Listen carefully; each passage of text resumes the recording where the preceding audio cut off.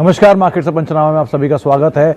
और एक और दिन, हफ्ते का पहला कारोबारी सत्र, जबकि भारतीय बाजार ने रिकॉर्ड लेवल पर क्लोजिंग दी।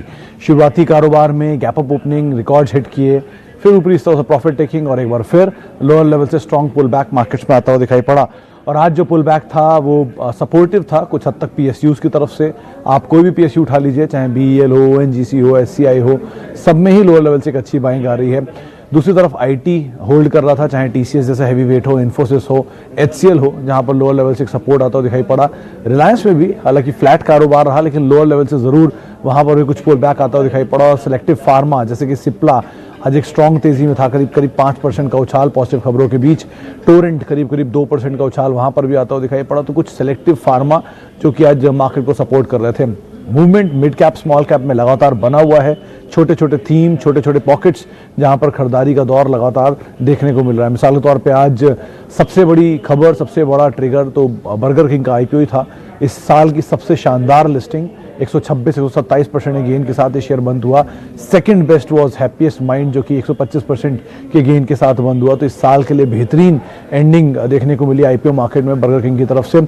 और उसी का ट्रिगर पूरे कंजम्पशन स्पेस पे आया। चाहे आप कोलगेट को देख लीजिए, 3-3.5% का उछाल वहाँ रहा। छोटे छोटे पॉकेट्स में से एसकेएम है, वेंकीज, प्राइस काउंटर्स, जहाँ पर भी कुछ हद तक खरीदारी देखने को मिली। तो एक अच्छी तेज़ी मिड कैप स्मॉल कैप में बनी हुई है। और मिड कैप स्मॉल कैप के साथ साथ फ्रंट लाइन से फार्मास्यूटिकल, आईटी डिफेंसिव या फिर एफएमसीजी डिफेंसिव जो हैं वो आगे आकर आज सपोर्ट करते हुए दिखाई पड़े मार्केट्स को। और एक बार फिर से ऑल टाइम हाई पर बाजारों की क्लोजिंग होते हुए दिखाई पड़ी। चलिए अब सवाल जवाब का सिलसिला शुरू करते हैं। सबसे पहला नाम ही स्पाइस जेट पर आया है। इसके तोहित साहब का सवाल है। तोहित साहब, अभी भी आप बने रहें। आप पहले भी सीएनबीसी आवाज़ पर हेमंत आपको लगातार बताते हैं कि 52 रुपये पे स्पाइस जेट आप खरीदें, 3 डिजिट हो जाएगा। 3 डिजिट हो गया और उनके टारगेट्स भी अचीव हुए। और अभी भी उनको लगता है कि यहाँ पे और तेज़ी रहेगी। ब्रोकिंग हाउसेस की रिपोर्ट भी मान रहे हैं कि यहाँ पर शायद 135-140 तक के टारगेट्स भी देखने को मिले। तो आप एटलीस्ट उतना तो अपनी पोजीशन में आप समय दे सकते हैं। किसी भी फॉल में आप एटलीस्ट और खरीदारी कर सकते हैं। बहुत सारे सवाल आ गए एकदम से। इप्का लैब और एलएनटी इन्फोटेक शॉर्ट टर्म, कुमार साहब ये कहना मुश्किल है शॉर्ट टर्म में किस तरह का मूव रहेगा। फार्मा और एफएमसी और आईटी दोनों ही तेजी दिखा के अपने ऑल टाइम हाई से रिट्रेस होकर अभी कामकाज कर रहे हैं, यानी कि हाई से नीचे आए थोड़े से। अभी कंसोलिडेशन चल रहा है, हो सकता है थोड़े समय बाद दोबारा कुछ एक तेज़ी का मूव आता दिखाई पड़े। जो सिलेक्टिव फार्मा शेयरों में देखा भी है, चाहे आप सिप्ला को देख लें, टोरेंट को देख लें, तो अगर दोबारा मूव आता है तो आप उसका फ़ायदा उठा सकते हैं। कंपनियां दोनों बहुत अच्छी हैं, चाहे इप्का हो या एलएनटी इन्फोटेक हो। समय देंगे तो जरूर प्रॉफिट यहाँ बनता हुआ दिखाई पड़ सकता है। अच्छा, डीएलएफ सिंह साहब, बाजार में एक खबर है कि डीएलएफ में कुछ और तेज़ी देखने को मिल सकती है। हालांकि बंद डे लो पर हुआ है, लेकिन फिर भी मार्केट में ये रूमर है, बज़ है कि ये शेयर शायद मीडियम टर्म में बड़ी तेज़ी दिखा सकता है। बहुत लंबी अवधि के लिए इसमें आप अपनी पोजीशंस को ना रखें। जो रियल स्टेट स्पेस की बेस्ट बेट है वो तो गोदरेज प्रॉपर्टी रहेगा।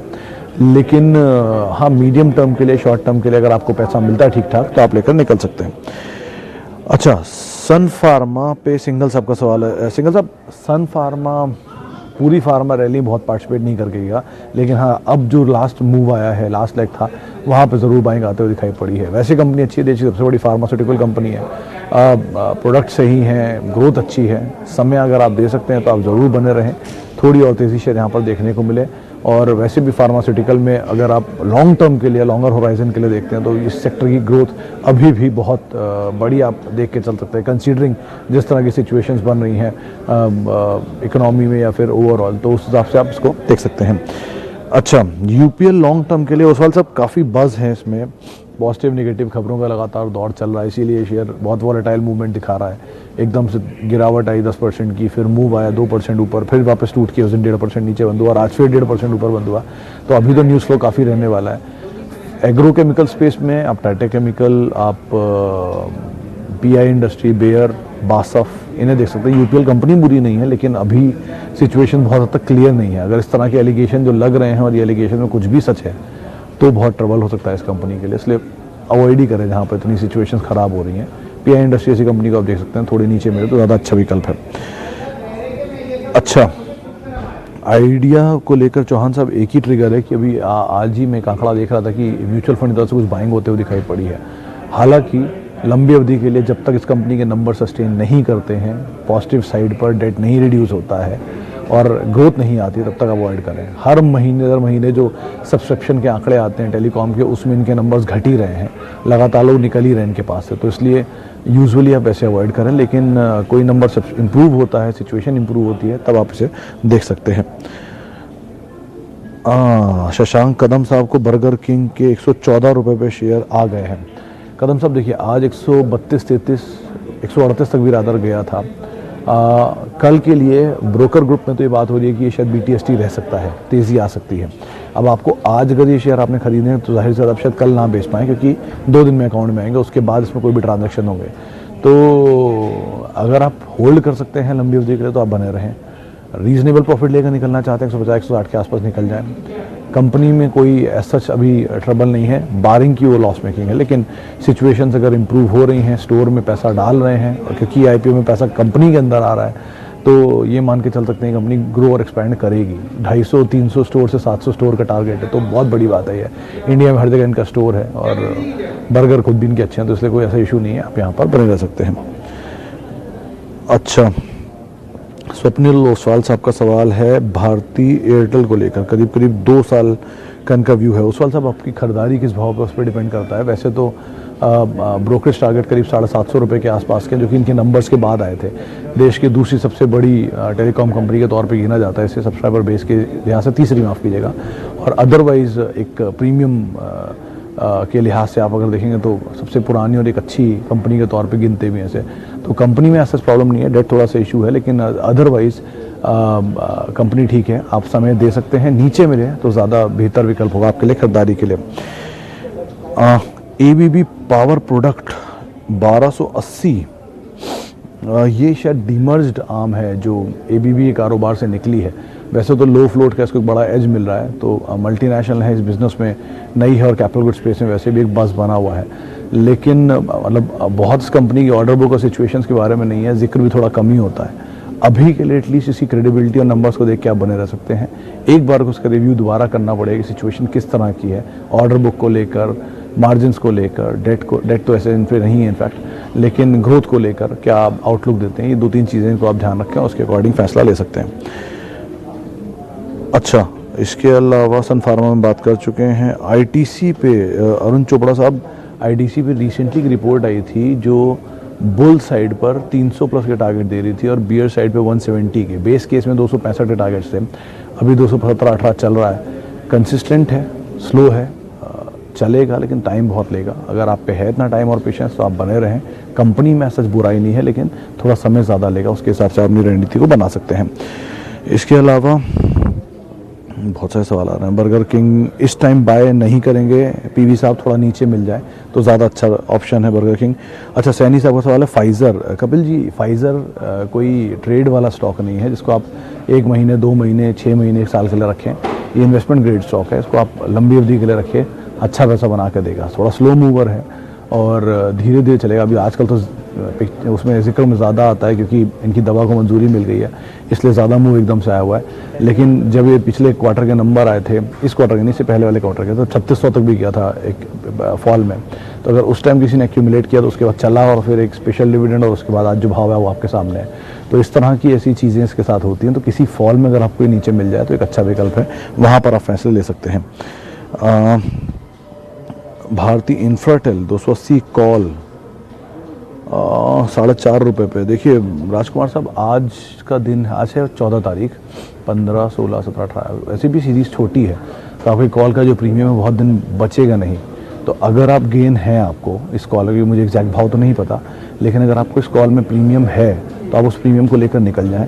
लेकिन अगर प्रीमियम नहीं है तो आपको 2 से 3 दिन ही अगले मिलने वाले हैं इस हफ्ते के ही, जहाँ पर आप इस पर नज़र रखें, क्योंकि ये हफ्ता जब वीकेंड होगा तब तक जो तारीख होगी वो करीब 20-21 के आसपास होगी, 19-20 के आसपास होगी।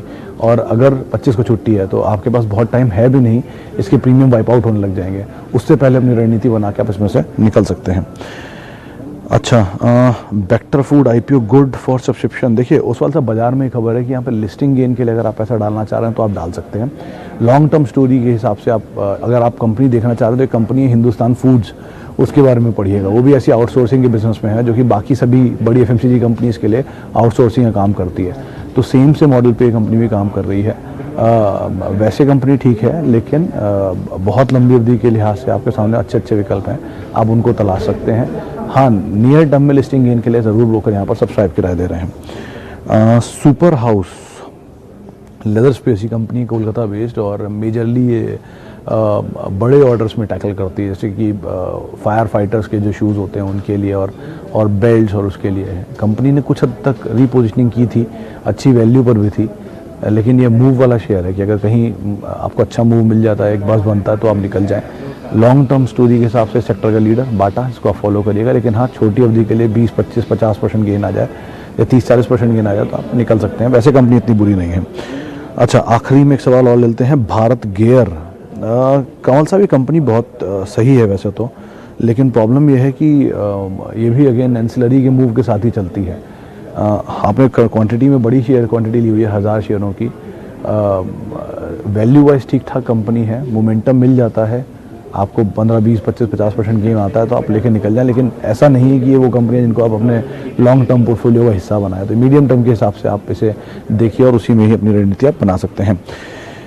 चलिए, आखिरी में एक सवाल और ले लेते हैं, बहुत सारे सवाल हैं, कौन सा अदानी ग्रीन के बारे में। तिवारी साहब, देखिए, अदानी ग्रीन बहुत ज़्यादा चला हुआ शेयर है, कुछ भी स्टोरी इसके पीछे आने वाली है, कितनी बड़ी स्टोरी आने वाली है, लेकिन इस भाव पे हर चीज़ डिस्काउंटेड ही दिखाई पड़ रही है। वियर्ड मूव है, कोई भी तेज़ी मिलती है, प्रॉफिट में है, आप निकल जाएं, नहीं तो एटलीस्ट हाफ निकल जाएं, क्वार्टर रखें, कुछ भी करके अपनी पोजीशन से कुछ प्रॉफिट लेकर निकल जाएं। बने रहना और तेज़ी की उम्मीद में रिस्की हो सकता है, तो चल भी सकता है शेयर, लेकिन एटलीस्ट कुछ प्रॉफिट आप लेकर निकल जाएं। नहीं है प्रॉफिट तो तेज़ी आए तो आप निकल जाएं, लेकिन इतनी बड़ी तेज़ी में बहुत सारी चीज़ें अब डिस्काउंट हो चुकी हैं, तो उसके हिसाब से ही अपने फैसले आप लीजिएगा।